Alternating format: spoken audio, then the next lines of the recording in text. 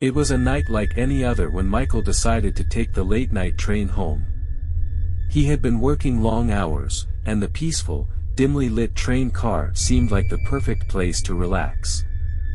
As he found his seat, his eyes fell on a woman sitting alone, staring out of the window, her face pale and expressionless. Something about her seemed off. The train was eerily quiet, with only a handful of passengers scattered across the cars. But Michael couldn't shake the feeling that he was being watched. He glanced over at the woman, but she didn't react. She simply stared into the dark night, her hands folded neatly in her lap. As the train rumbled through the darkened countryside, something began to feel strange. The landscape outside the window began to blur, and Michael could no longer see the familiar sights of the city. A sense of unease washed over him. When the train came to a sudden, unexpected stop, Michael looked out of the window, confused. The station was completely deserted, with no lights, no signs, just a thick fog rolling in from the distance. The woman stood up without a word and walked toward the door. Michael hesitated but, driven by curiosity, he followed her. As he stepped off the train and onto the platform, he realized something was horribly wrong. The station was isolated, and the air was cold and heavy.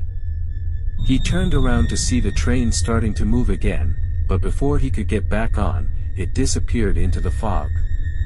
Panic set in as Michael tried to retrace his steps, but the station seemed endless, stretching far into the mist. The woman was nowhere to be seen, and the quiet, oppressive silence was starting to feel suffocating. He pulled out his phone to call for help, but the signal was dead. He tried the station's payphone, but it was out of order. As he walked, he noticed an old, rusted sign that read, "Welcome to the last stop." The realization hit him like a punch to the gut. This wasn't just any station. He was stuck somewhere between reality and the afterlife, trapped in a place that shouldn't exist. He heard footsteps behind him and turned around, but no one was there. Then, through the thick fog, he saw the woman again, standing in the distance. She was no longer staring at the night, she was staring directly at him.